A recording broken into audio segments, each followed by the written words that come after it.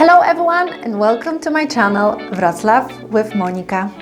First of all, thank you for your comments. I'm so pleased that my videos are useful.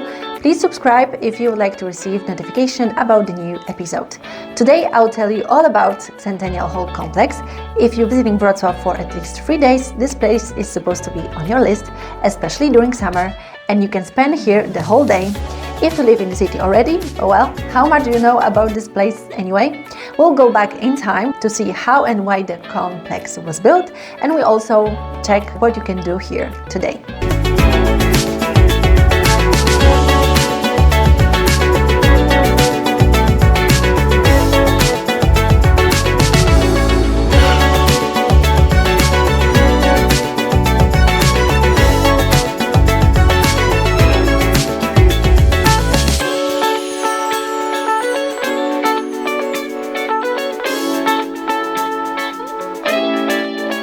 Okay, a bit of history. I need to provide some context. In 1813, Wrocław was called Breslau and belonged to Prussia. King of Prussia, Frederick William III, visited Breslau at that time and delivered a proclamation called "To My People" to raise Prussian people up against Napoleon's Bonaparte occupation. The Prussian capital Berlin was occupied by the French, so Breslau was playing the significant political role. The same year there was the Battle of Leipzig, Bitwa pod Lipskiem in Polish, called also Battle of the Nations, which Prussia won together with Russia, Sweden and Austria. So, to celebrate the 100th anniversary of the proclamation, which contributed to the victory, a large exhibition was planned following the example of the World Exhibitions, which we know today as Expo. But because there was no place in the center of the city, the idea was to build something big from scratch on the fields at horse racing grounds near the zoo. And since the Eiffel Tower was built in Paris in 1889, Centennial Hall and other buildings around it were built in Breslau in 1913 on a similar occasion. You got it? It took 14 months to build the Centennial Hall, which was super fast. It was designed by the architect Max Berg.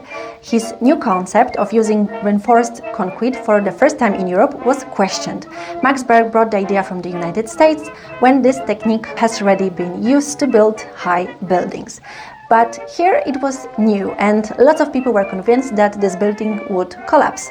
Well, it hasn't till today, so Max proved them wrong.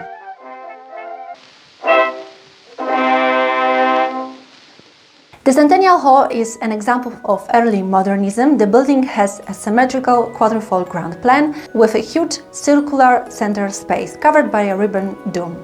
On the walls and on the ceiling you can see original boards that form a cast for reinforced concrete. The hall is unique not only because of the used material. At the time of the hall's creation, it had the largest dome span in the world, which is 65 meters.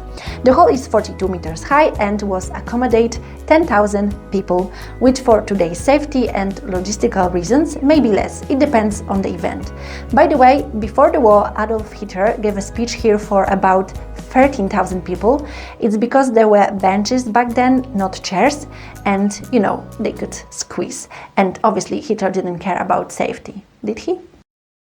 When it comes to the uniqueness of the hall, I should mention the musical organ with 200 registers and almost 17,000 pipes, which was the largest in the world at the time. What happened to them? Well, they survived the Second World War, but after 1945 the hall was abandoned and parts of the organ were looted.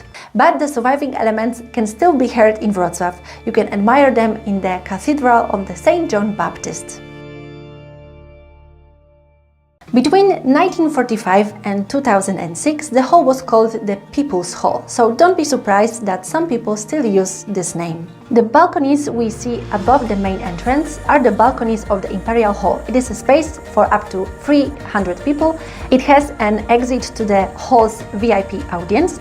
Banquets, lectures, presentations and training are organized here.